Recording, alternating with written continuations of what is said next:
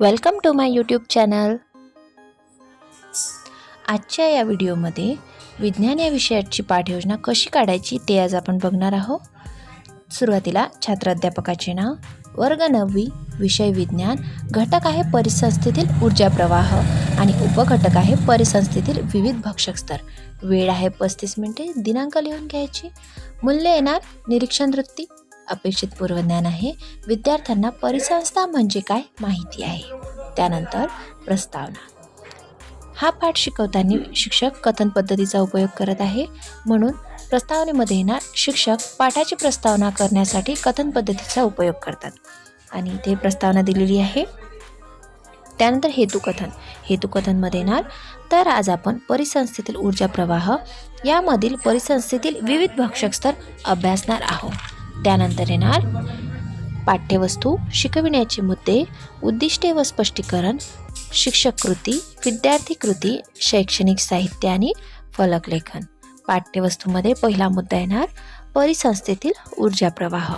त्यामध्ये आहे पोषण पद्धतीनुसार सजीवांचे 4 प्रकारात वर्गीकरण करण्यात आलेले आहे। स्वयंपोषी म्हणजेच उत्पादक, परपोषी म्हणजे भक्षक, मृतोपजीवी आणि विघटक।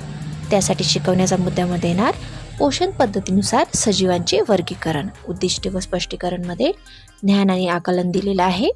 त्यानंतर शिक्षक कृती, शिक्षक सजीवांचे वर्गीकरण समजावून सांगतात। विद्यार्थी कृतीमध्ये येणार विद्यार्थी समजावून घेतात। शैक्षणिक साहित्यामध्ये येणार चार्ट, खडू, फलक, डस्टर आणि फलक लेखनमध्ये येणार पोषण पद्धतीनुसार सजीवांचे वर्गीकरण। त्याचप्रकारे पाठ्यवस्तूमध्ये खाली परिसंस्थेतील विविध भक्षक स्तर म्हणजेच प्राथमिक भक्षक, द्वितीयक भक्षक, सर्वोच्च भक्षक आणि उभयाहारी हे परिसंस्थेतील 4 भक्षक स्तर आहे। त्याचे स्पष्टीकरण इथे दिलेले आहे पाठ्यवस्तूमध्ये। त्यानंतर शिकवण्याच्या मुद्द्यामध्ये येणार परिसंस्थेतील भक्षक स्तरांचे प्रकार। त्यानंतर उद्दिष्टे व स्पष्टीकरण दिलेले आहे, ज्ञान आणि आकलन। अशा प्रकारे बाकीचं सर्व लिहून घ्यायचं आहे।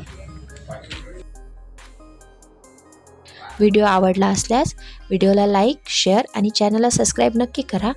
तुम्हाला आणखी कोणत्या टॉपिकवर लेसन प्लॅन हवा असेल तर कमेंटमध्ये मला नक्की कळवा।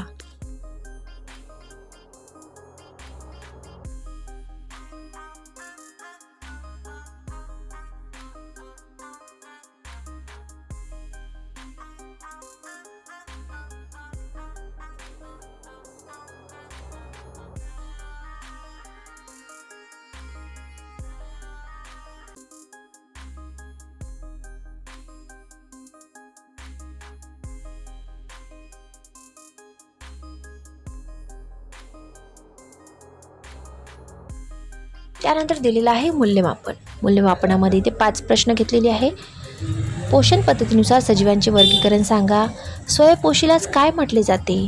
प्राथमिक भक्षकांनाच काय म्हणता येते? चौथा प्रश्न आहे परिसंस्थेमध्ये एकूण किती भक्षक स्तर आहेत? त्यानंतर शेवटचा आणि 5वा प्रश्न द्वितीयक भक्षकांची उदाहरणे सांगा। त्यानंतर शिक्षकांनी दिलेला गृहपाठ आहे सर्वोच्च भक्षक स्तर व उभयहारी भक्षक स्तर सविस्तर स्पष्ट करा। त्या शेवटी फलक लेखनामध्ये विषय, घटक, उपघटक, इयत्ता, दिनांक आणि शिकवताना शिक्षकांनी जे फलकावर लिहिलेले आहे ते सर्व फलक लेखनमध्ये येणार।